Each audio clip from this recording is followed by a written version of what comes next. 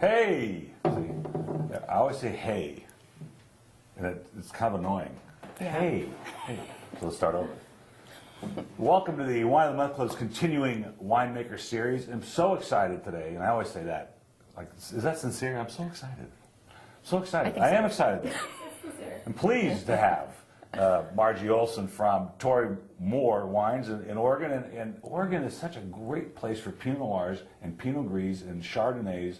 In fact, I was in 1989 at the McMinnville Pinot Noir Festival. In, what's it called? What town? That's McMinnville. That's right. the college, Linfield.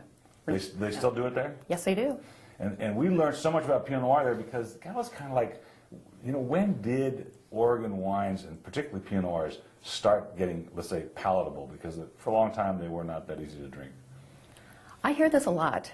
Torii Mor was started in 1993. Oh, 93? Okay. 93, exactly. Our estate vineyard was planted in 1972, so it was one of the first vineyards planted in the Willamette Valley to Pinot Noir. The first were planted in 1967. Yes, I think the quality of the wine definitely improves each year. Oh, sure. I mean, it's not an embarrassing thing to say. I mean, in fact, it was brought to our attention, and I thought very intelligent, that the people that started the Pinot Noir Festival would bring Burgundian winemakers in and say, hey, let's have these seminars, let's have these sessions, and let's talk about how we make Pinot Noir, because the first one I featured was a Bethel Heights 89 Pinot Noir, and it did very well. And we don't get a lot of Oregon Pinot Noirs down here, so it's, you know, by the time you get down to California, you drink them all, is the problem. And people who visit us. Oh, they do. Okay, so that works that way. So Torii Mor started in the 90s, and what does it mean? Torii Mor means gate to the earth. Ooh. Yes, it's a melding of the two languages. The Tories are the ornate Japanese gates to beautiful gardens. So it's a Japanese language, and Mor is ancient Scandinavian for earth. We invented it in 1993. Actually, my husband did. It means gate to the earth, that the vines are the gate to the earth. Mor is ancient Scandinavian. Now, your husband was working on this project before you got involved. Yes, he was. And he decided he just wanted to be in the wine business, or he got tired of what he was doing, or what happened? Well, he is a semi-retired neurosurgeon, so he didn't really get tired of being a neurosurgeon, but he needed to cut back. Right. And he needed another project. And at the same time, he was getting his MBA. He was already a physician, and he needed a project. He owned the vineyard. And he already had the vineyard. He already had the vineyard, and it was everyone who has a vineyard wants to make their own wine, I think. And this is the vineyard that was planted in 72. Yes, Olson Estate. You know, we get a lot of winemakers through here and owners, and we talk about the history of wine. And of course, California, 70s were a huge part of the wine growth in California and in America in general. And 72 happens to be a very popular year for a lot of people, including the year that this company was founded. It was when we started. Wow, So I didn't know that. Yes. And Well, good for you. If you go on our webpage, you'll see my picture of my hair. I was delivering the wines. Anyway, we're going to start with the Torii Mor 2009 Pinot Gris. Fell in love with this wine as soon as I tasted it. Just got tons of flavor. Lots of things jumped out of the glass. I was actually inputting it into the computer, and I could smell the wine in the glass 2 feet away, which was really kind of fun to do. And Pinot Gris being the same as Pinot Grigio from our friends from Italy and other parts of the world. And the color is perfect for Pinot Gris. You get that sort of gris means gray, and you get sort of that gray tone to the wine. Yes. Tell me about the viticulture of this wine. Well, it is Willamette Valley in Appalachian. There are 4 vineyards that we source fruit from. One of them is our estate vineyard, a very small amount. Most of it comes from Stone Ridge Vineyard in the central Willamette Valley. Our winemaker is Jacques Tardy, originally from Burgundy, France. He went to school in Beaune. That's interesting. Yeah. Went to school in Beaune, and I think it's very Alsatian. It's relatively dry. He uses both stainless steel and neutral oak pungeons in producing this. That use of the neutral oak pungeon, which is a double barrel, about 132 gallons, gives it that complexity on the palate. It's got great middle viscosity. Look at the legs on this thing. But I personally believe that Pinot Grigio or Pinot Gris should be bright, fruity, acidic, easy to drink, ready to drink almost any time. I don't agree with some of the things that are happening from Italy, where they come over here and they're all over-oaked and they get a lot of money for them. I don't think that's what the grape should be. No. This is a classic, in my opinion, Pinot Gris, and the Alsatian comment was right on. It's very, reminds me of a cold weather Pinot Gris from up in the Dolomites or something. It's got tons of fruit in the middle. Love that. Yeah. And, look And at the finish. And the finish, yeah. I still taste it. I know. Right? A little melon. I get some lychee nuts in there. I think I'm going to pour a little more, actually, you know. Do that. This is a tough job, folks. You got to do it. You know, you got to do it. It's a beautiful Pinot Gris day in Southern California. Yes. Yes, it's really got nice pear notes to it. Really fun. Yeah, it's Speaking beautiful. of that, I'm making Thank you. pear upside down cake tonight. You are? I am making it. You're a Friends chef over too? for dinner. You're just not a wino? No, I do like to cook and screw around, but my sister made this pear upside down cake. It was really good, so I'm going to make some for some friends. Oh, Yeah. This would be really fantastic. good with that. It would. I should take this. It You would. going to leave this bottle with me? of course. Okay, good. Well, I don't know. That's my only have to go line. somewhere. Because I knew it would not be tainted. Yes. It has a All stove right, you can enclosure. take it. I'll pour in- somebody else. I'm teasing you. This is the Torii Mor 2008 Pinot Noir, and of course, Pinot Noir making Oregon famous. Tell me about this one. This is our signature Pinot Noir. We produce about 12,000 to 15,000 cases total Really? production. That's Yeah, quite a bit. Pinot Noir and whites, mainly focusing on Pinot Noir. This is our original label that we started with in 1993. It's original artwork done on watercolor paper. Of our production, we do about 7,000 cases of this. Most people are familiar with this label. We also do a reserve and some single vineyard designates, and we'll be tasting a couple of those. We call this the black label. We call it the black label. Now, you mentioned Better that this has 15 or 25% whole cluster fermentation. Let me explain to my customers. That's when we bring the grapes in from the vineyard and we don't crush them. We just sprinkle them with yeast and let the grapes ferment inside the skins, and then we crush them. So actually crushing wine out of the grapes of some sort. And what that tends to do is give a little more berries, a little fruitier. It doesn't give it much length as far as how long it'll last in the bottle, but it will give it nice upfront berries. But you've blended this now with regular traditional fermentation. Right.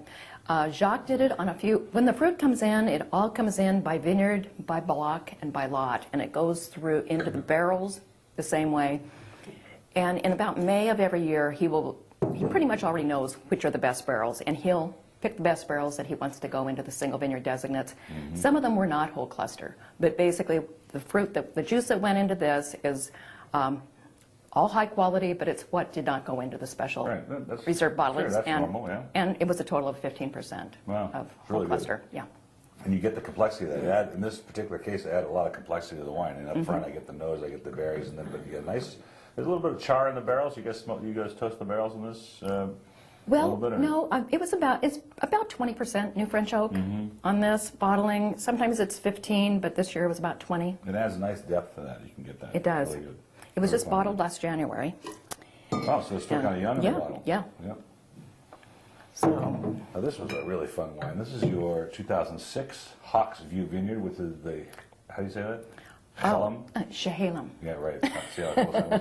Chehalem Mountain Pinot Noir. The Chehalem Mountain is where, in respect to where you're at now? Well, we are located in the Dundee Hills, which is the northern Willamette Valley, and we now have some sub-appellations. Chehalem Mountains is just a little bit northeast from us toward Portland, Oregon. Just for all of you out there, we're about 45 minutes southwest of Portland, not very far, and now there are a total of about 370 wineries in Oregon. Wow. So there's a lot to see. That's amazing, actually. This is a laurelwood soil type, and it's from the 2006 vintage. It was right after the Chehalem Mountains AVA was approved. And the vintages in Oregon have been, what, in the last, let's say, 5 years? Well, you know, all of them consistently, it seems to be getting warmer in the summer. We will have 2 weeks of almost 105-degree days. Wow. And granted, we're on the same parallel as Burgundy, France. We consider this cool climate Pinot Noir. But we do get enough breezes, that come through. Right. Yeah, that's part of the terroir. 105 for Pinot Noir, then Yeah. pushing a little bit? Well, I have to tell you, Paul, at the IPNC the last few years, we've had to actually ice our Pinot Noirs. Really? Before we pour them, yeah. It's been that warm. So this is beautiful. It's from the 2006 vintage. Several different clones of Pinot Noir A lot more depth in this. are represented in this Pinot. Yeah, really a lot of layers of flavors and the depth and the color clearly shows it's got more depth to it, but both great wines. And this one was barrel select basically. Right, Yeah. And it's all from the Hawks View Vineyard. right. That's About 30% new French oak. really fun.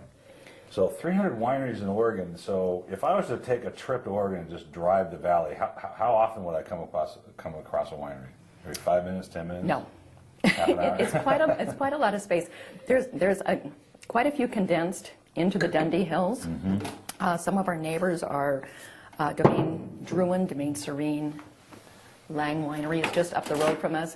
So virtually... How about that, see? It's brightened up. Now you can see the drift on my face.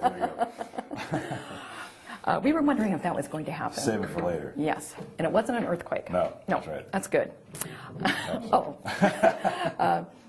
But there are clusters of wineries, and especially the Dundee Hills. We feel that it's kind of the birthplace of Pinot Noir. That was where David Lett first planted Pinot Noir for Irie Vineyard in '67. And we did, I used to do the Oregon State Fair for years, and we used to have our booth right next to and it was the very first year that we did the Oregon State Fair was the first year that the wineries had a co-op booth where they would share, and every other day they had different wineries there. So it was very, very young in its history. And I tried to go wine traveling and like driving, the winery, you're in Napa, huh, 1 minute? Yeah, less than that. Is that what it says? It says 11, 20. Really? You said 12 minutes. Yeah. Sorry, just let me know. Well, here we go. Well, We're just getting carried away here. This is the 2007 Olson Estate Vineyards. Now, the turn on? No, it's gone. This is your last name. This is. Is it? It's does my it make husband's sense? last name. Oh. Yes, it is. Oh, I thought we I'm were going to go responsible. 2003. Oh, you can? Yeah, where is it? You're going to need to start it again. Sorry, I think. Yeah, how did we? Yeah.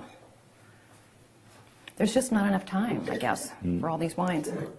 Well, I really wanted to taste this because. Olson Estate is our vineyard.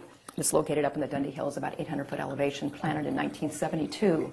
So older vines. That's a great yes, year. it was. All right, this I want to taste because it's 2003. 2003 would, I mean, by all indications, Pinot Noirs that are that old tend to start to show really color changes, and they start to show more raisins, and they're not that long lived. But this was gorgeous, and it has tons of great color in it still.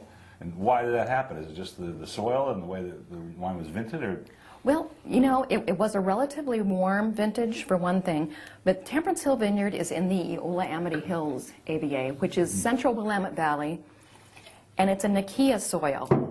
The clusters are all a little bit, the berries are smaller. In these clusters, we get more concentration. Even the just bottled 2008 Temperance Hill, it is usually, when we do a lineup, it's the last one we taste. It's really a good. bit There's bigger. a lot of depth. It's a great, for a wine enthusiast to taste the 2003 Pinot Noir, particularly from Oregon, and just see what happens to the wine and know what quality winemaking can do to a long-lived Pinot Noir. Because a lot of Pinot Noirs that were that old already in California would be very hard to drink. Just the way it is, or? You know, with Temperance Hill, it's always the last wine, the last Pinot that we release. And the reason is, it just takes longer in the bottle, but I'll tell you with cellaring, this is what it becomes. And it was a little bit tight even, you know, when we released it in the fall of 2004, but it's just amazing. In this particular area, the Polk County, Eola Amity Hills area, AVA, it's a Nikia soil, and the berries on the clusters are a lot smaller. You get a lot more concentration, and this is gorgeous. Clearly the concentration comes through. It's really, the color shows it, the nose shows it, and the palate shows it. And look at the legs, still kind of dripping down here. This one just It's stopped. It beautiful. doesn't want to go any further. No. It's so heavy. And That's this really is beautiful paired with wild game. Wild game. Venison, What do you guys? What's the mushrooms. wild game up there in Dundee Hills? Oh, there's a few elk. Really? Yes. Oh wow, Yes. this is really good. But we have to keep them out of the vineyard. Wow. We have a golden retriever that does that. Are you allowed to shoot them? Well, not out on our place. No, Oh, okay. no. Well, it was a pleasure having you here, Margie, from Torii Mor Vineyards, and hope to see you again sometime. Well, thank you very much. Cheers. And I didn't say anything about our new solar array gold LEED certified winery. Go ahead, say it. Well, we just received gold LEED certification on our new winery, which was completed right before harvest, 2007. Gold lead. Gold LEED. LEED is an acronym for Leadership in Environmental and Energy Design. Oh, I see. And there are different levels of certification. There's a silver, gold, and a platinum. We do have 47 kilowatts of solar array on our new winery. Wow, that's awesome. And that was pretty much the incentive for going for this award. We haven't received the plaque yet, but we just were notified believe about you then. You believe me? Okay. Come and see the plaque, though. Send us a copy of the plaque. And all of you out there, please come and visit. Very good. Pleasure having you. Thank you. Thank you.